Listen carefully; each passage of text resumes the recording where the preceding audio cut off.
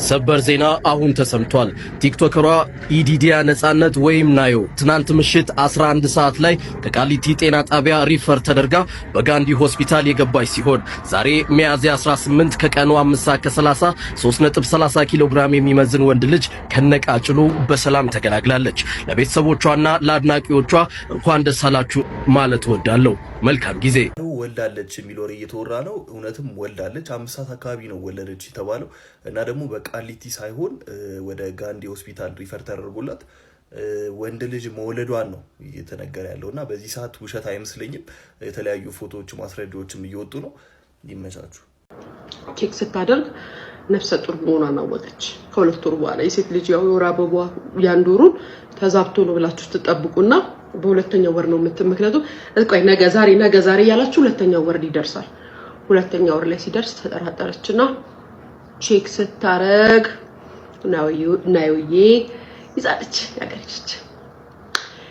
ያ ደግሞ የሆነው መቼ ነው? አሸንዳ አሸንዳ ጆን ዳንኤል የአሸንዳ ፕሮግራም የዛኔ ደግሞ ጆን ዳንኤል ጃኒን ትቷት ናዮን የጠበሳት ወቅት ነው። ተጣባብሰዋል አልተጣባበሱም እየተባለ በሚወራበት ዘመን ነበርና የዛኔ እንደው እኔ አሁን ጃኒን አደንቃታለሁ። የጃኒ ልብ ጃኒና ባይዘወይ ጃኒና ጆን ዳንኤል በጣም ነው የሚዋደዱት። በጣም ማለት ነው። በጣም ነው የሚወዳት ጆን ዳንኤል ጃኒ በጣም ነው የሚወዳት። እንደዛ በሆነበት ታይም ነው እንግዲህ አሁን ምሳሌ ራሱ እነሱ መውሰድ ትችላላችሁ። አሁን እነ ጃኒን ራሱ መውሰድ ትችላላችሁ።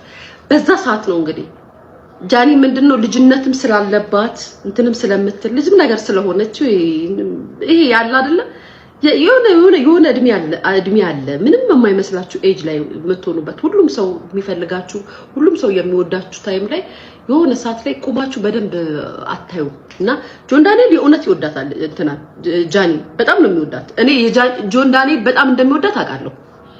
የጃኒ ግን ኢዲዲያ ነጻነት ወይንም ናዮ በያሬድ ነጉ ኮንሰርት ላይ ተገኝታ ነበረ። በዚህም ላይ ሆዷ ገፍቶ ማለት ነፍሰ ጡር መሆኗ እጅግ ያስታውቃል። እሷም ደግሞ ተክዛ ነበር የምትታየው በዚህ ምስል ላይ ማለት ነው። ይቺ ነፍሰ ጡር ያለው ነገር ታይቶላት የፌዴራል ፖሊስ ይሄንን ጉዳይ ድጋሜ ባየው መልካም ነው ባይ ነኝ። እናንተስ ምን ትላላችሁ? ኮሜንት ላይ አስፍሩ ሀሳባችሁ። ግን አልወለደችም። አሳዘነችኝ ወይ በጣም ማታውቀው ነገር አንቺ ግን ሰው ግን ኦ ማይ ጋድ ያበሻ ህዝብ ግን ያበሻ በአሁን ሰዓት እጅግ ደስ የሚል ዜና ተሰምቷል። ቲክቶከሯ ናዮ በትላንትናው ዕለት 11 ሰዓት ከቃሊቲ ጤና ጣቢያ ወደ ጋንዲ ሆስፒታል ሪፈር ተደርጋ በዛሬው ዕለት እንግዲህ ከቀኑ 5 ሰዓት ላይ ወንድ ልጅ ከነቃጭሉ በሰላም ተገላግላለች።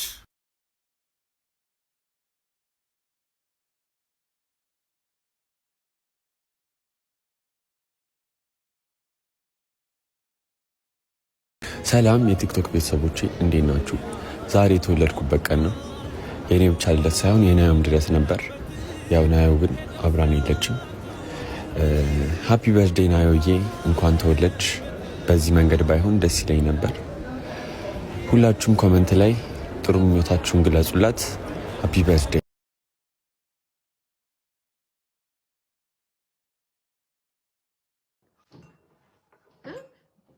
ጆን ዳንኤል ዛሬ እስር ቤት ለመግባቱ ተጠያቂው ማን ነው? ጆን ዳንኤልን ገደል የከተተው ማን ነው? አንተ የኔ ስም ምናምን ኖ አይደለም። በእድሜም በህይወትም በብዙም ነገር ትበልጠዋለህ።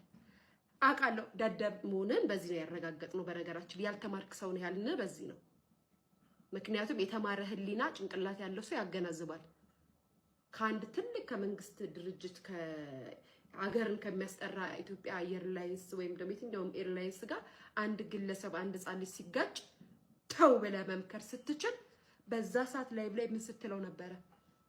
ፊቱን አሳየኝ። ራስን መሪ አድርገህ ጫፍን እንዳይነካክ። ልጅ እኮ ምን ያውቃል? ህጻን ልጅ እኮ ነው። ከዛ በኋላ ግን አንተ ሰው አይደለም ወተክ ምንድን ነው ያልከው? የሰደብከው ልጁን ራሱ አፍልቶ ነበር ነው ያልከው። አንተ ሰው ነህ ታዲያ? ሰው አይደለም።